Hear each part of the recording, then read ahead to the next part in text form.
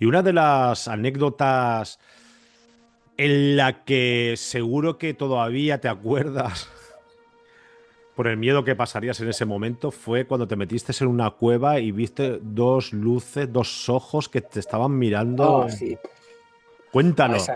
esa sí. Yo soy una persona muy poco miedosa, la verdad, y sigo siendo una persona muy poco miedosa. Pero esa vez en mi vida se me puso un poco, De me dio un corbata. poquito nervioso, vamos a decirlo así.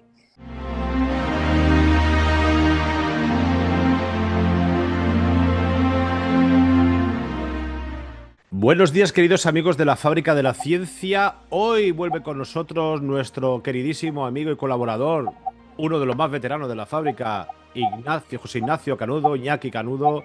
Muy buenos días, Iñaki. Buenos días.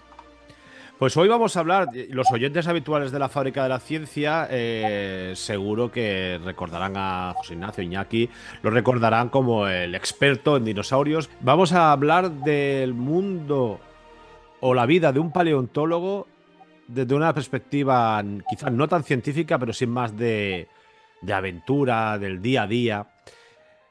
Lo primero, me han contado las malas lenguas, tú no fuiste un niño que le gustara mucho los dinosaurios de pequeño. Para nada, absolutamente para nada. Bueno, por mi edad soy pre-jurásico, pre-película del Jurásico, y yo nunca me interesé ni por la paleontología ni mucho menos por los dinosaurios. O sea, no era un friki que fuera a ver dinosaurios, no, fue casi por casualidad que llegué a este mundo, ¿no? Llegué al final de al inicio, pero al final de mi trayectoria de formación, pero para nada. Yo no te imagines a mí como todo dinosauritos como veo que tienes allí en tu vitrina en casa. Ahí. Yo no, para nada. Bueno, siempre me ha gustado la naturaleza, eso sí, y siempre me quería que estudiar algo que estuviera relacionado con la naturaleza, eso sí, pero yo conocí a los dinosaurios ya casi con 30 años, no antes. Yo recuerdo mi primer contacto con el mundo de los dinosaurios. Era un libro de EGB, un libro de, pues entiendo que de ciencias naturales de algunos de mis hermanos. Y me parecían seres extrañísimos, ¿no? Bueno, sobre todo era una representación en el que aparecían varios dinosaurios y un volcán, y había un dinosaurio con la cabeza enorme, con un cuerpo enorme, pero con unas manitas muy, muy, muy pequeñas. La ilustración esta era muy exagerada, ¿no? Supongo que sería un Rex.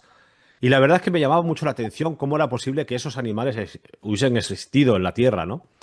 O sea, que esa es mi primera experiencia con los dinosaurios. Luego, más adelante, sí que es verdad que me interesó el tema. No, nunca lo he estudiado desde el ámbito académico, pero sí que me ha interesado mucho desde pequeño. Yo soy uno de esos niños prejurásico de Jurassic Park, vamos a dejarlo claro porque no soy anterior al periodo jurásico. Prejurásico, pero sí que es verdad que ya desde pequeñito me gustaba. Lo mismo que empezó a gustar también el mundo de la egiptología y al final me quedé pues en ese mundo, el mundo de la egiptología.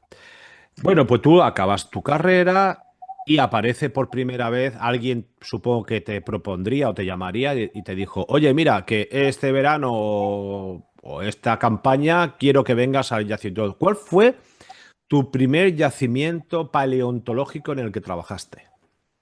Bueno, el primer yacimiento que yo trabajé no fue de dinosaurios y fue en una cueva, ¿vale?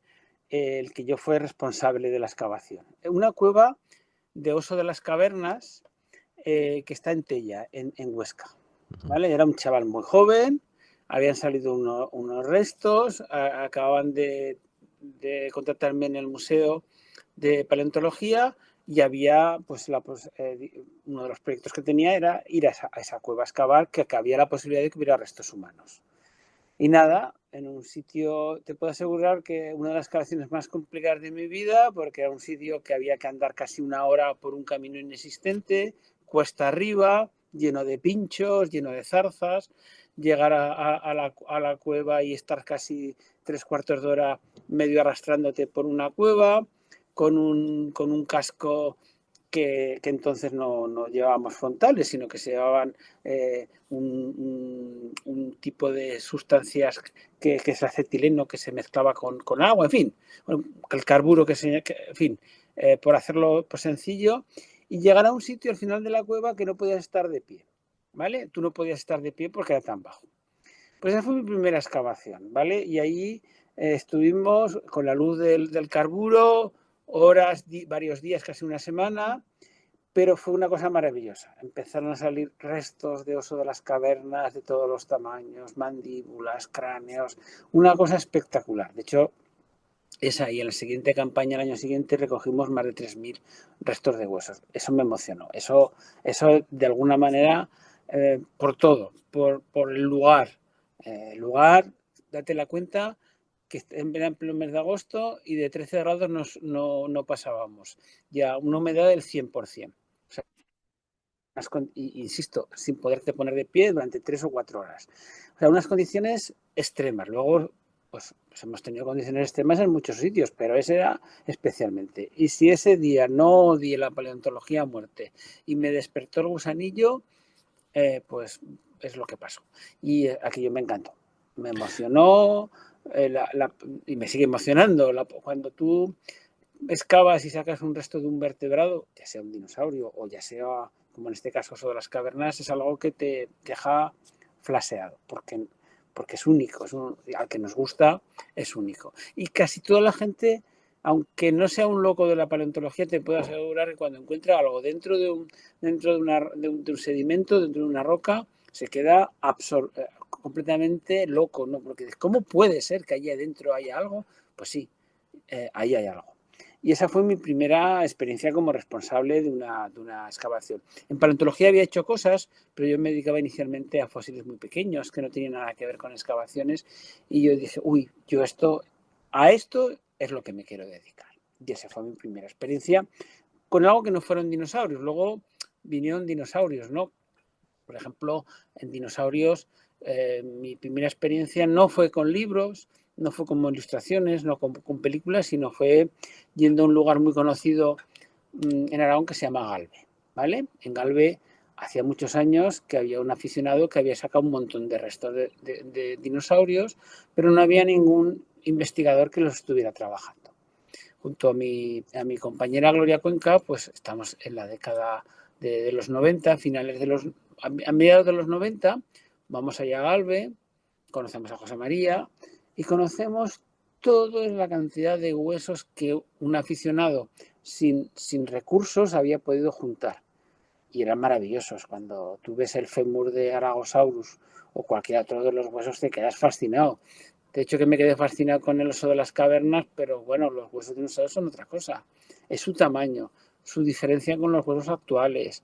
En fin, es todo un mundo desconocido y distinto, ¿no? Y dije, uy, esto me gusta mucho. Y no había nadie que se dedicara. Eran dos cosas. Era un tema de investigación que no había nadie y me fascinaron desde un primer momento, ¿no? Y ya cuando hicimos ya la primera excavación en Galve y empezamos a encontrar restos, dientes, huesos, yo ya me quedé prendado por completo de estos animales. Luego ya conocido por reconstrucciones, todas cosas, pero mi proceso no fue lo típico que ves, fotos, dibujos, no. Mis primeras experiencias son con los huesos directamente, tocándolos y encontrándolos. Te voy a hacer una pregunta que igual es una... Bueno, nunca existen las preguntas tontas. Pero bueno, me estás hablando de del oso de las cavernas, ¿vale? Dentro de una caverna y dinosaurios. Lo que está claro que los huesos de los dinosaurios están fosilizados, son rocas. Pero el oso de las cavernas era hueso.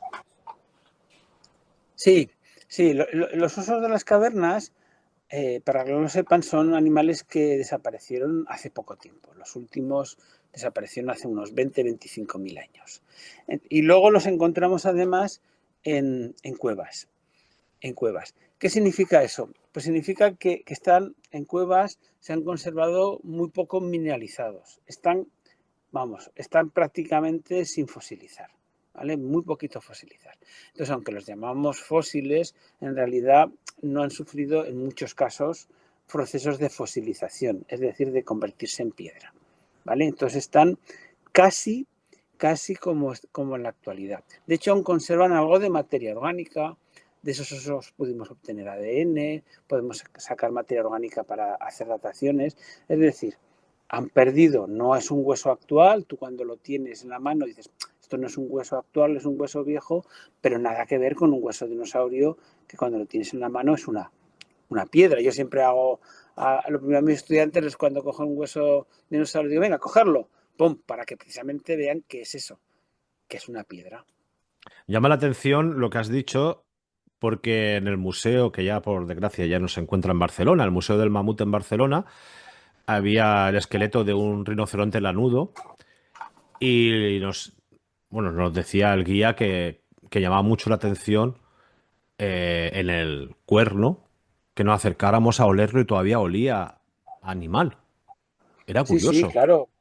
Claro, son precisamente, son fósiles, podríamos llamarlo técnicamente subfósiles, pero vamos, nos gusta llamarlos fósiles porque forman parte de animales ya extinguidos. Lo que pasa es que están hace tan poco tiempo y sobre todo que se han conservado en sitios que se han alterado poco.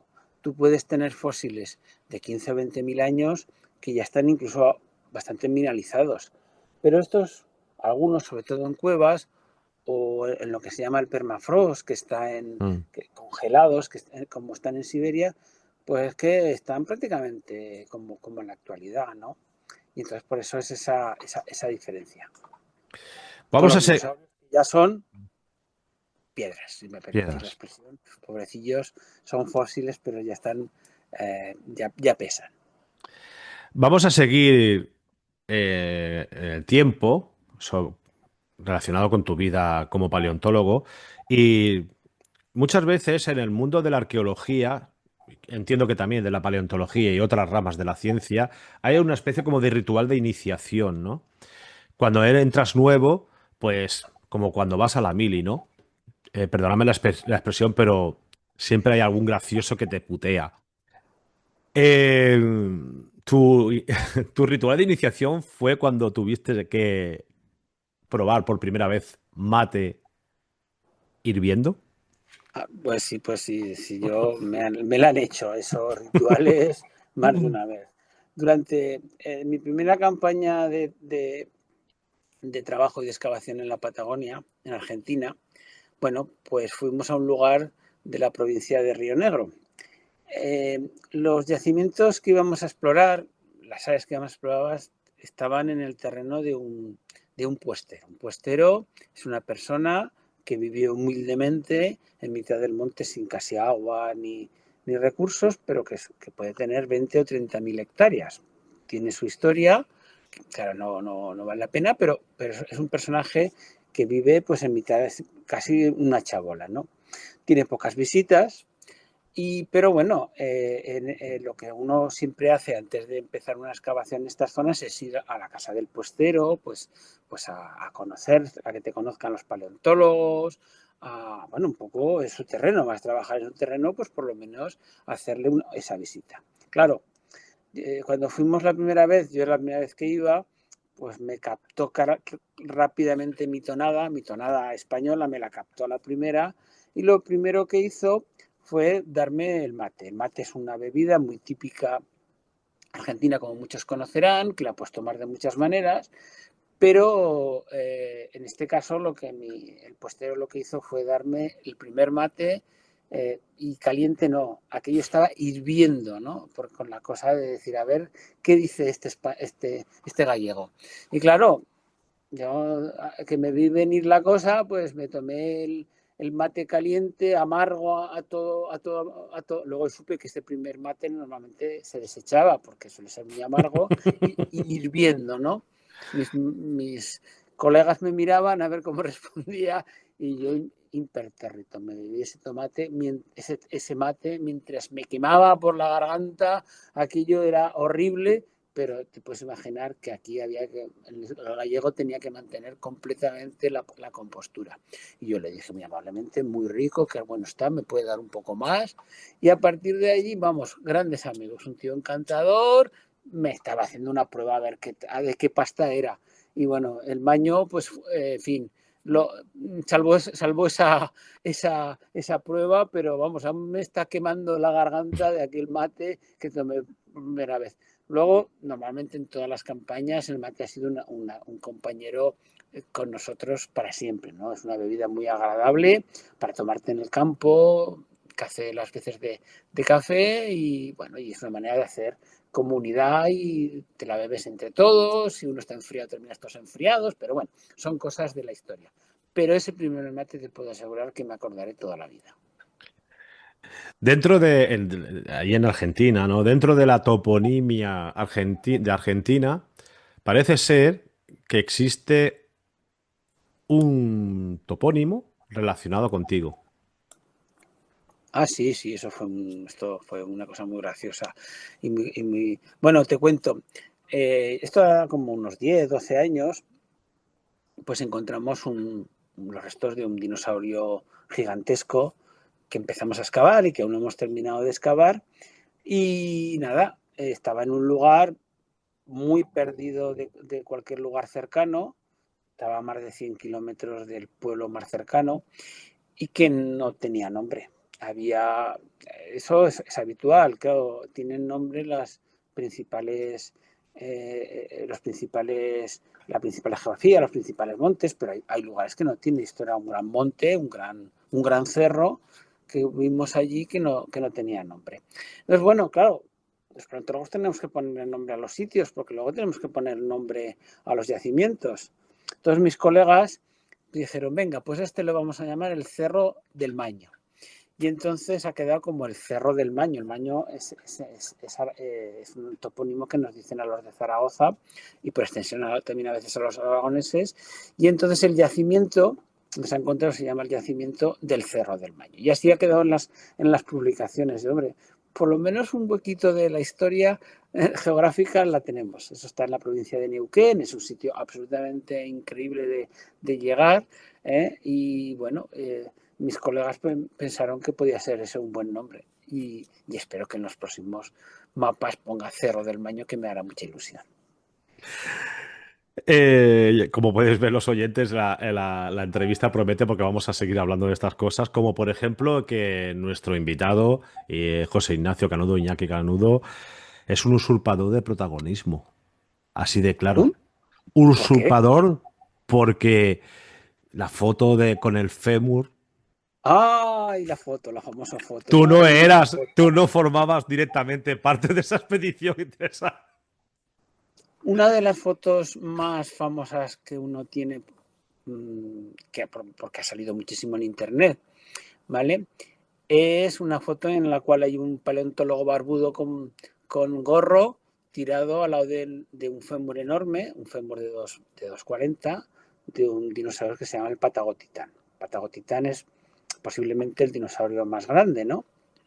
El Patagotitán lo excavaron unos colegas con los que llevo muchos años trabajando, de Trelew, que lideraba José Carballido, y bueno, y me invitaron a la excavación, ¿no? Esto a veces me dicen, oye, vente aquí a una campaña que estamos encontrando un fósil gigantesco, maravilloso, que te va a gustar.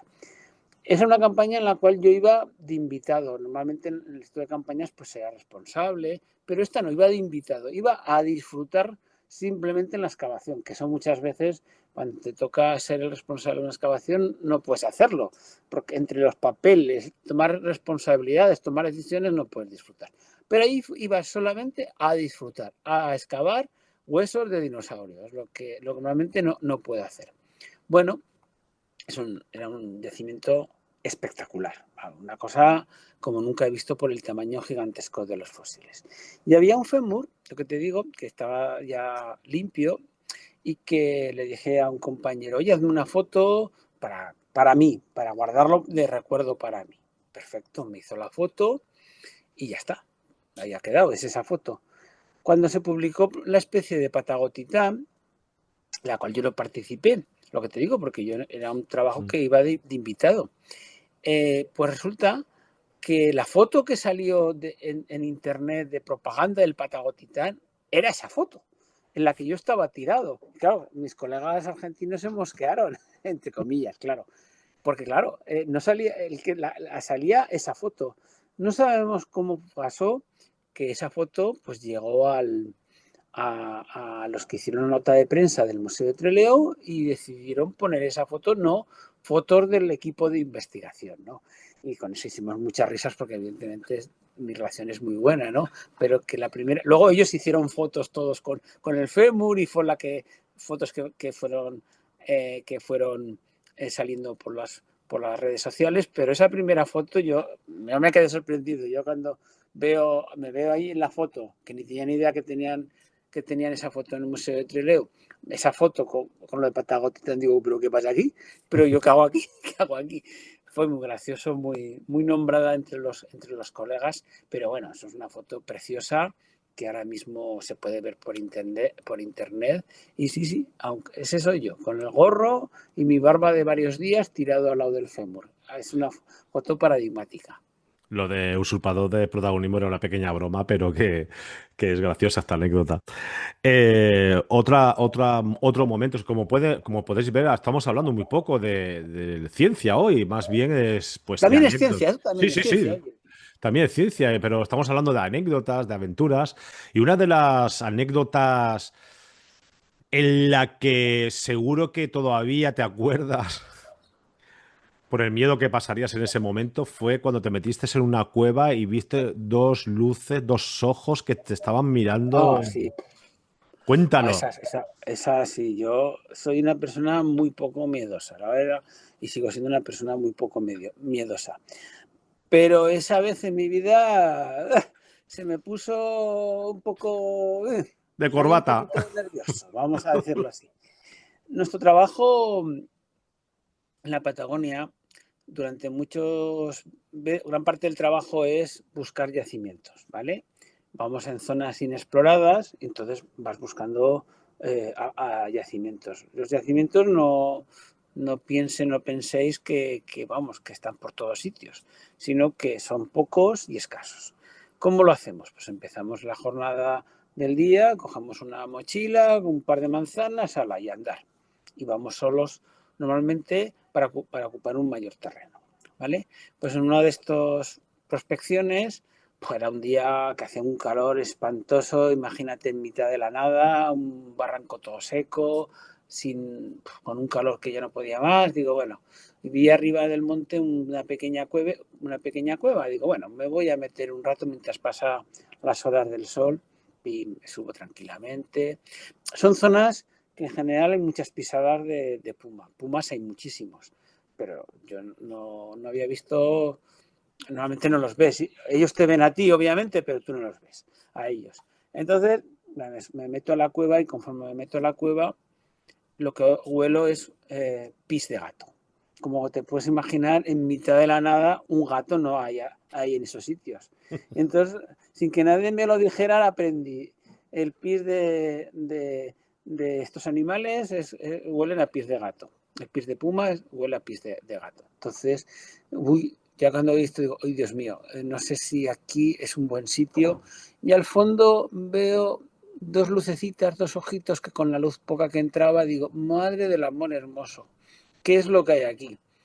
Claro, un puma no ataca a las personas, pero evidentemente si te metes en tu cueva te puede hacer vamos, se puede enfadar.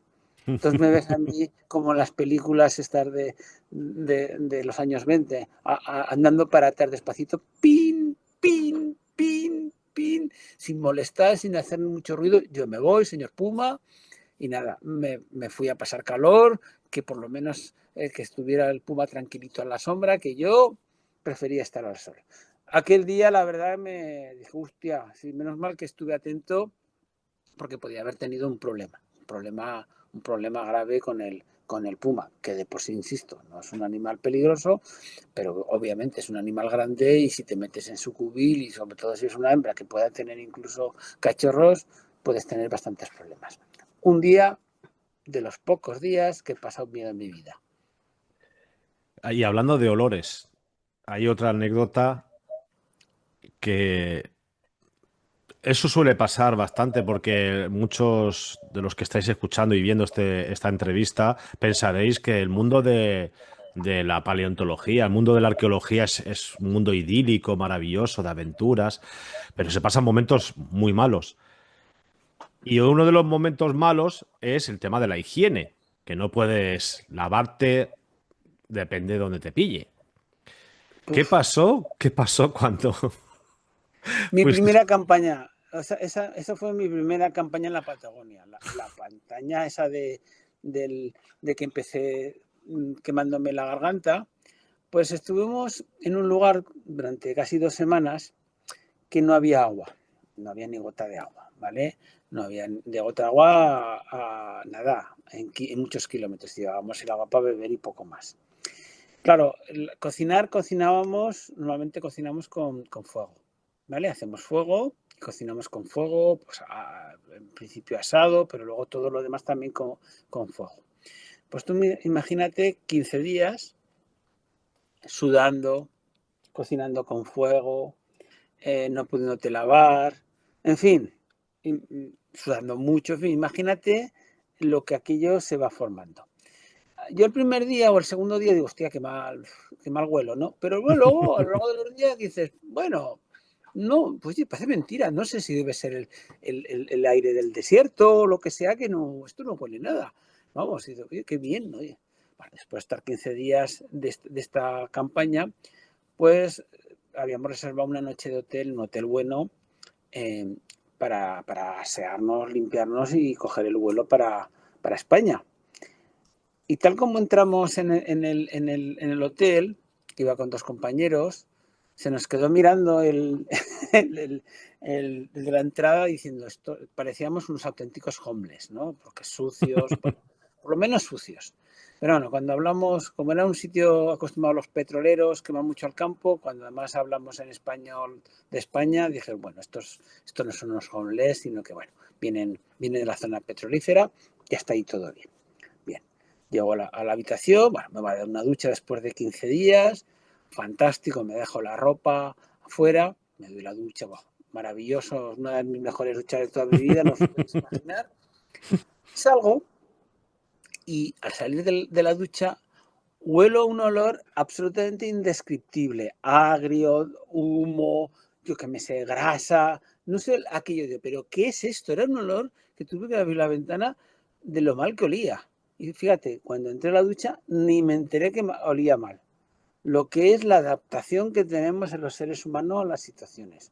Se me quedó, vamos, aquello fue una barbaridad. Ese olor siempre se me quedó. Y dije, pues sí, ni el desierto no te quita el olor. Es igual, hueles igual, lo que pasa es que no te enteras. No te enteras. Es curiosísimo.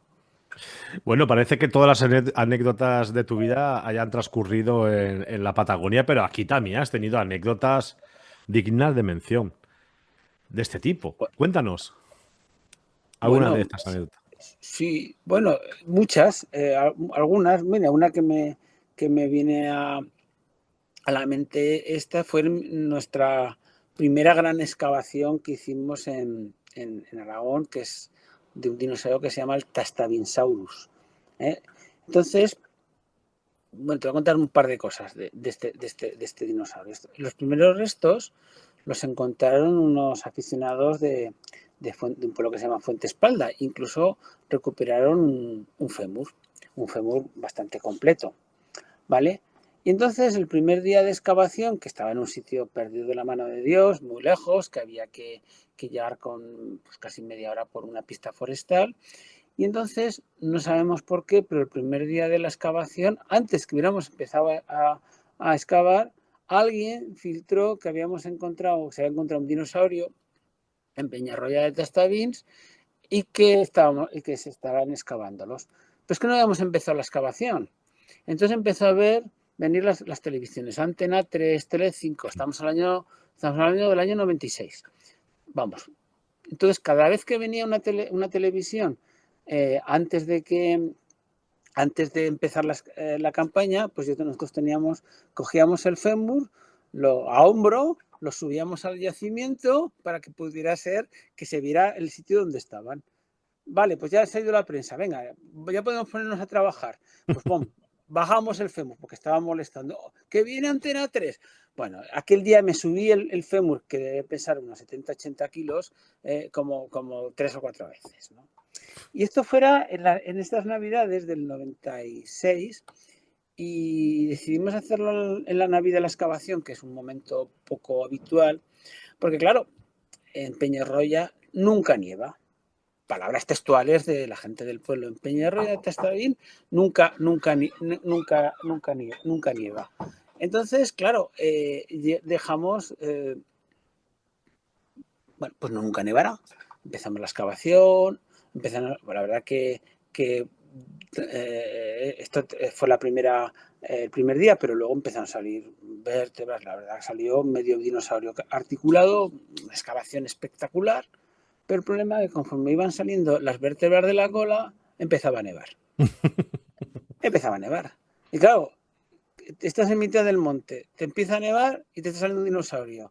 Es una mezcla absolutamente explosiva, difícil de manejar. ¿Cómo nos quitas de allí si está nevando, ves que te está saliendo el dinosaurio? Madre mía, aquello fue aquellos días fueron intensos, no. Al final nevó más de 1 metro, ¿vale? Pero logramos dejar todo el dinosaurio tapado, protegido, porque llegó un día que ya nos vino en la Guardia Civil y dijeron, venga, salir de aquí porque eso vais a quedar aquí, no vais a poder salir. Y lo dejamos todo tapado, ya nevó 1 metro. Luego, bueno, volvimos a las 2 semanas, bien, fue todo muy bien. Pero hay pocos dinosaurios que han estado tapados bajo la nieve y este fue uno de ellos, el Tastavinsaurus. Sí, esa fue Eh, una historia muy potente. Y ya para finalizar, creo que el primer y último dinosaurio borracho de la historia de los dinosaurios. Claro, borracho, pobrecillo no, pero es dedicado al vino, ¿vale?